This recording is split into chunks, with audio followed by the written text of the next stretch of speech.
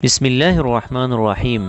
عاصم بن زمرہ بیان کرتے ہیں کہ ایک جوان لڑکا مدینے میں کھڑا رو رہا تھا اور فریاد کرتا تھا کہ اے خدا، تو ہی انصاف کرنے والا ہے، میرے اور میری ماں کے درمیان انصاف فرما۔ اتنے میں ادھر سے حضرت عمر رضی اللہ تعالی عنہ کا گزر ہوا تو آپ نے اس سے رونے کا سبب پوچھا۔ اس نے جواب دیا کہ میری ماں نے مجھے 9 ماہ پیٹ میں رکھ کر پالا اور دودھ پلایا، پال کر بڑا کیا، مگر اب وہ مجھے اپنا بیٹا ماننے سے انکار کرتی ہے اور مجھے گھر سے نکال دیا ہے۔ حضرت عمر رضی اللہ تعالی عنہ نے اس کی ماں کو بلوایا۔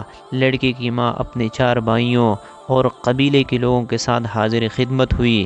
خلیفہ وقت نے اس سے پوچھا کہ اس لڑکے کے بارے میں کیا کہتی ہے؟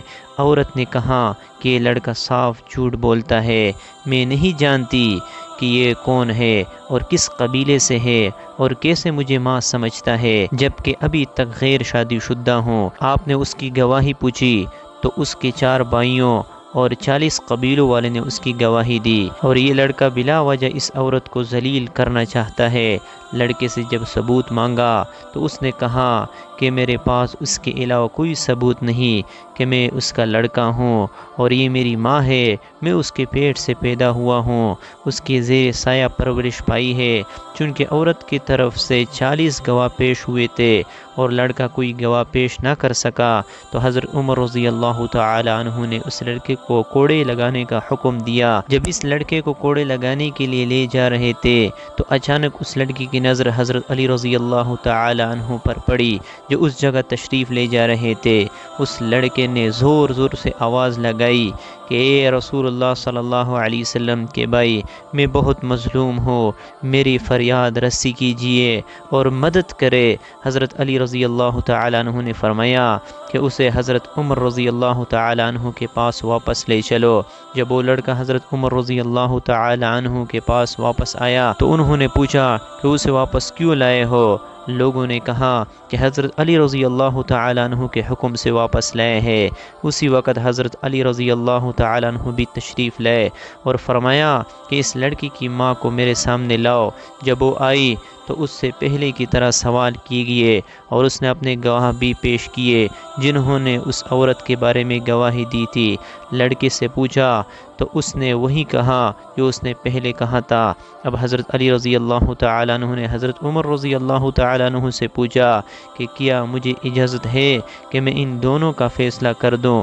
حضرت عمر رضی اللہ تعالی عنہ نے فرمایا کہ میں کیوں کر روک سکتا ہوں، جبکہ میں نے حضور صلی اللہ علیہ وسلم سے سنا ہے کہ اے لوگو، تم میں سے علی میرا بھائی ہے، سب سے زیادہ علم جاننے والا ہے اور انصاف کرنے والا ہے۔ اس کے بعد حضرت علی رضی اللہ تعالی عنہ نے کہا کہ میں آج تمہارے درمیان ایسا فیصلہ کروں گا جو اللہ اور اس کے رسول صلی اللہ علیہ وسلم کو پسند ہے اور وہ راضی ہوں گے۔